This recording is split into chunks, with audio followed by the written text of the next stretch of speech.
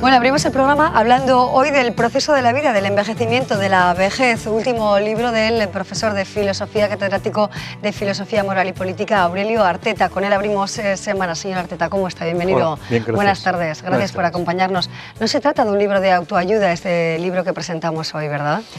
Quisiera, aunque tampoco sé muy bien en qué consiste la autoayuda general, ¿no? Pero no he leído mucho ese género, pero hombre, he querido introducir alguna reflexión, espero que un poco más profunda, un poco más, a veces contrastada con otros autores, otros pensadores, etcétera, ¿no? Y yo pienso que puede ser de más ayuda que los de autoayuda, pero bueno, si se quiere hacer un pequeño esfuerzo, tal vez. Sí, Aurelio, dice usted, ¿todavía puedo vencer a la muerte?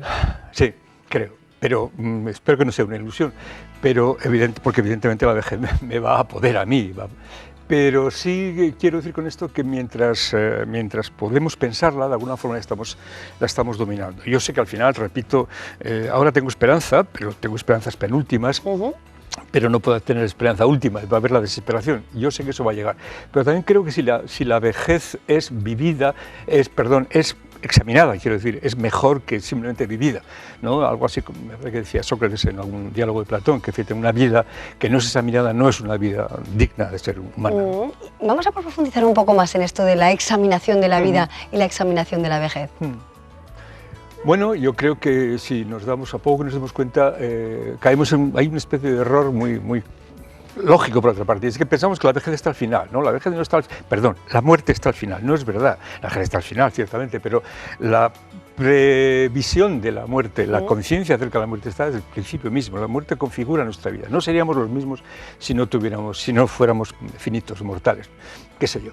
La brevedad de la vida lo que nos hace es, efectivamente, es tener prisa para muchas cosas, nos hace preocuparnos de otras, nos hace caer en la cuenta de que muchas decisiones tienen un carácter de seriedad absoluta, nos hace caer en la cuenta de que, por ejemplo, nos hace caer en la cuenta de que somos los únicos seres vivos que tenemos conciencia de que nos vamos a morir. Los demás se mueren, pero nosotros sabemos además que de alguna manera hay que integrar la muerte en la vida, ¿no? Lo has dicho muy bien. No escaparnos de ella. Exactamente. Yo creo que es un modo de ampliar la vida, aunque tal vez pueda tener consecuencias a veces, digamos, pesarosas, es la de tratar de ampliar nuestra vida integrando nuestra muerte, como estás diciendo, integrando esa posibilidad final en nuestra propia existencia. Y a pesar de los pesares, ¿la vida merece la pena? ¿A pesar de los pesares? Eso es lo que quiere decir de una forma, finalmente, la tesis principal del libro. A veces me pregunto si no es a pesar de todo y a pesar de esos pesares, no es un tanto optimista lo que yo quiero pensar.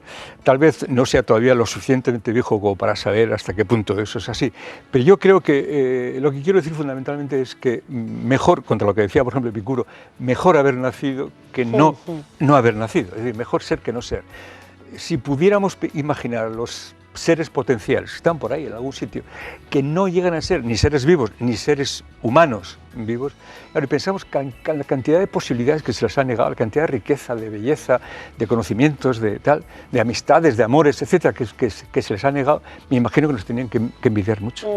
¿Qué pasa? Porque cuando uno se va haciendo mayor, esas capas sucesivas, ¿no? que va adquiriendo una persona, recuerda la infancia, recuerda más la juventud. Yo creo que todos recordamos o a nuestros padres o a nuestros abuelos hablándonos de forma reiterativa incluso, ¿no? En recuerdos de juventud y de la infancia. ¿Por qué es así?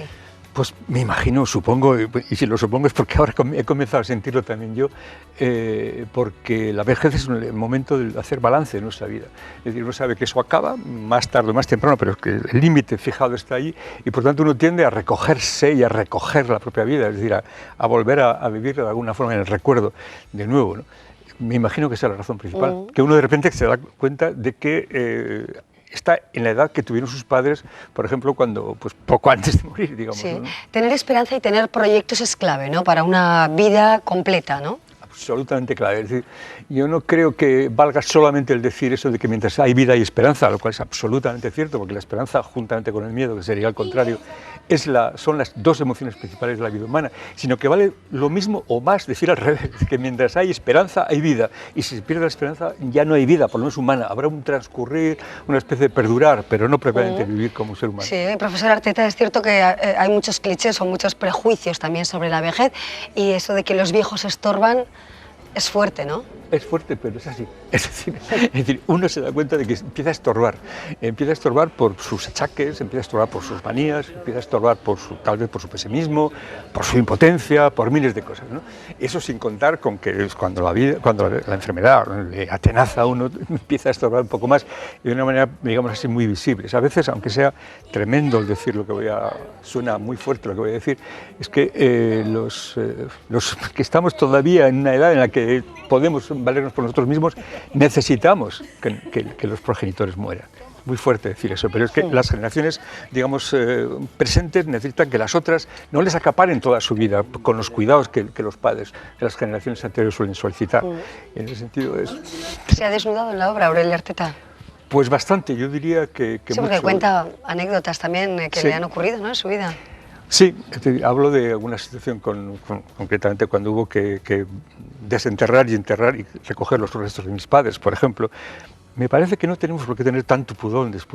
Yo creo que no es el pudor el que nos evita el preocuparnos de eso, sino más bien el temor, el creer que eso es un tema absolutamente tabú. Y no debe serlo, me parece. A lo largo de la historia, desde luego, y también leyendo partes de esta obra, es verdad que se hace referencia a muchos autores clásicos, contemporáneos, que han hablado de la vida y de la vejez, ¿no? ¿Con qué se queda? ¿Con qué autor, no? Hace referencias a Platón, por recordar un caso, ¿no? Tengo muy mala memoria, en este mismo momento no me acordaría de ninguna frase en particular, pero ciertamente hay muchos que han reflexionado sobre la vejez. Mi libro no ha pretendido ser un libro académico, como salta a la vista, además, sino que eran mis propias reflexiones según me venían una noche y dentro de 4 días, al cabo de 4 días, otras y tal. Entonces, no he metido autores que yo sé que son muy clásicos, ¿no?, sino algunos de ellos que yo estaba leyendo. Entonces, de la casualidad que Montaigne lo estaba leyendo, y Montaigne tal vez tiene unas las reflexiones mejores, por cierto, más críticas con respecto a la vejez, ¿no? Dice que la vejez es una época en que realmente nos hacemos peores, viene a decir, un poco casi como el tópico contemporáneo, ¿no? Y ese riesgo, efectivamente. Valoramos la experiencia de las personas conforme avanzan en la vida, las personas mayores. Por ejemplo, en nuestro país, quizá en otros lugares hay una cultura de mayor valor o que se considera de mayor enriquecimiento, ¿no?, esa sabiduría de quienes han cumplido años. ¿Sabes lo que pasa? Que yo tengo una cierta prevención respecto de este tópico, entre otros, demasiado complaciente con la vejez. No estoy nada seguro de que el diablo sea más, como se dice, más listo por viejo que por diablo. No es. Es decir, si un viejo no se ha cultivado durante su adolescencia, juventud, madurez, etcétera, si no ha estado interesado por miles de cosas, si no ha tenido pasiones, si no tenía curiosidad intelectual sobre la vida, etcétera, etcétera, cuando llega la vejez no va a haber una transformación, al contrario, puede ser incluso todavía un poco más bajo de lo que es. En ese sentido, yo la experiencia y la sabiduría del viejo la reconozco, se ve enseguida cuando esa persona ha tenido efectivamente. Pero no tanto por la edad, sino por la forma de vida, porque efectivamente se ha ido preparando para lo que nos espera a todos, ¿no? Por lo demás, no sé que antes has hecho un tópico, has hablado de tópicos y te iba a hacer una mención de uno que me hace mucha gracia, pero luego se me olvidó. Y es que cuando se dice, por ejemplo, ya no se dice una persona de edad vieja, no se dice viejo ni anciano, se procura decir menos, lo que se dice es una persona de edad. ¿Tú te das cuenta? O sea, tú y yo y todos los que estamos aquí tenemos una edad, evidentemente, pero solamente al viejo se le dice, no, es una persona de edad. Claro, pero ¿es correcto hablar así, de esa manera? No. Evidente, se está disfrazando que lo quiere decir de avanzada edad, ¿no? Y se le dice solamente de edad, como si los demás fuéramos sin edad, no sé, por lo visto. Pues es importante también el lenguaje en esta cuestión, ¿no? No, es que revela, sobre todo, muchos de estos tópicos revelan un pensamiento y una cierta inconsciencia de la sociedad, que en este caso un cierto pudor, vergüenza, no hay que tratar de molestarles cuando a uno se le dice viejo y tal. Bueno, pues a lo mejor hay que emplear las palabras con el suficiente sentido como para que nadie se moleste, ¿no? Sí, Aurelio, el optimismo es crucial, ¿no?, para desarrollar una vida plena. Sí, claro, lo que te he dicho antes de la esperanza, es decir, que mientras esperemos, mientras tenemos cosas que hacer, efectivamente, bueno, la muerte vendrá, pero la muerte vendrá nos pillará trabajando, nos pillará gozando, nos pillará sabiendo, nos pillará viendo un programa de televisión que nos interesa mucho, yo qué sé lo que. Pero en cualquier caso, efectivamente, tenemos que mantener esos proyectos. Si no, es que estamos ya muriéndonos de antemano, ¿no? Y sabemos que ahora mismo estamos muriéndonos, aunque sea un poco excesivo decirlo, pero no necesariamente por dejación, como es lo que me parece que muchos viejos hacen y otros podemos hacer cuando lleguemos a su edad, tal vez sí. A pesar de los pesares, Cuadernos de la vejez, Aurelio Arteta firma esta obra, que esperemos tenga muchísimo éxito. ¿A quién la dirige especialmente? Se la dedico si eso preguntas a mi mujer, pero si dices aquí, bueno, pues yo efectivamente el verme leído, el saberme, imaginarme leído por algunas personas a quienes les pueda eso hacer ver algo más, algo mejor y tal, me consideraría muy satisfecho. Hoy mismo, hace un rato, poco antes de comer, me ha llamado un señor presidente de una asociación de jubilados bastante importante, según me ha dicho, por el número de asociados de Vizcaya, pidiéndome que quisiera, en fin, que yo fuera por allá y tal.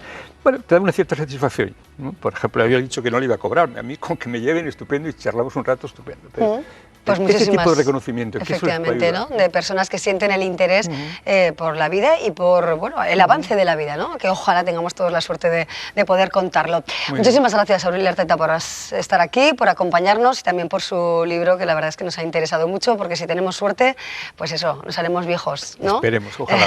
Gracias, hasta pronto. Muchas gracias. Bueno, abrimos así el programa hablando del paso de la vida y seguimos ahora contándoles otras historias que nada tienen que ver con la vejez, con el envejecimiento, sino con otro tipo de cuestiones como es la moda, ¿no? Les contábamos en nuestro sumario que se ha celebrado